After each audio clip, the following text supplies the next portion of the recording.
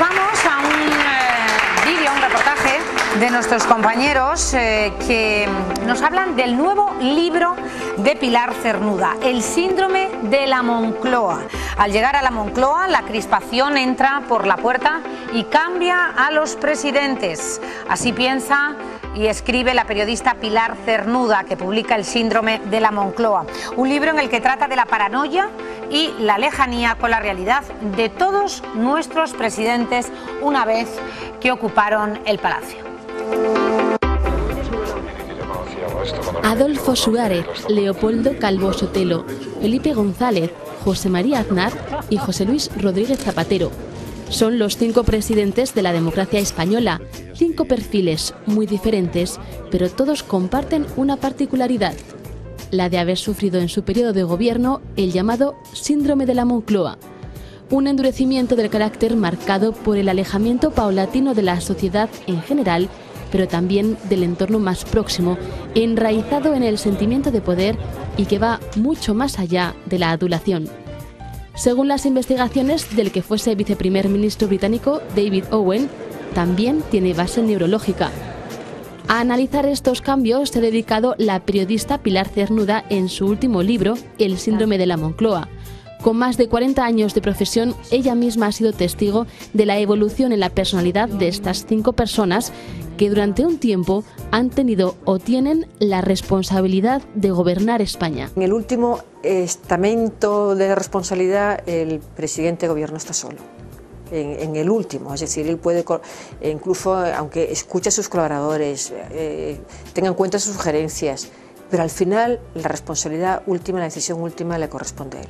Y evidentemente eso te da una fuerza y un sentido de poder tan inmenso que evidentemente no puedes sentirte igual que el resto de los mortales, aunque eres mortal. Mientras que las casas presidenciales de países vecinos como Italia, Francia o Estados Unidos se encuentran en el centro de la ciudad, el peso del poder en España es más acusado porque los presidentes viven lejos de Madrid y rodeados por muros. Un claro ejemplo para Cernuda fue Adolfo Suárez, en cuyo mandato se acuñó el término síndrome de la Moncloa. Adolfo Suárez, en sus primeros meses de gobierno, vivía en el centro de Madrid. Sus colaboradores cuentan que era un hombre feliz, entusiasta, comunicativo, lleno de energía positiva, lleno de ideas, apegado a los suyos, salía a la calle. Es decir, que era un hombre que estaba contentísimo del ejercicio del poder que tenía. El mismo día que llegó a la Moncloa, ese mismo día nada más llegar, cambió el carácter y ese mismo día, insisto, ella tuvo una bronca con colaboradores suyos que no había tenido nunca antes y que además eran los mismos que estaban en Castellana 3. Aunque todos se resistieron, todos de alguna manera sufrieron la atracción del poder. Eso sí, el proceso fue distinto.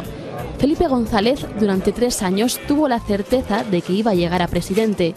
Su entrada en Moncloa fue progresiva, igual que su contacto con los estamentos más elevados de la política internacional. No sintió la fascinación que pudo sentir, por ejemplo, José María Aznar nada más llegar, ¿no? Que de repente se encontró con que le invitaba a Helmut Kohl a conocer pues, su lugar donde nació, que fue una de sus primeras visitas, y que cuando volvió de aquel viaje a Alemania nos contaba fascinados a los periodistas: Helmut me contó y yo le dije, o sea, que hacía alarde de la familiaridad con la que le trataban los presidentes extranjeros. Quizás el que menos sufrió este síndrome fue Calvo Sotelo, porque fue el que menos tiempo estuvo en el poder y por el peso de su familia. Padre de 8 hijos, su esposa Pilar no sintió la fascinación de la presidencia. Que ella fue muy inteligente, mantuvo su casa abierta y de vez en cuando salían, iban mucho al teatro, iban al cine, iban a comer a cenar los dos solos, alguna vez han ido de compras a hacer una compra un poco más importante que ella quería tener también la opinión de su marido, y todo eso son recursos que evidentemente ayudan. Y las mujeres y la familia tiene un papel clave para que el síndrome de Moncloa se suavice o se potencie. Negar los errores y evitar los consejos son algunos de los síntomas de este mal que provocan los muros de este palacio ubicado en Granada, pero que según la experiencia de Pilar Cernuda acaba pasando.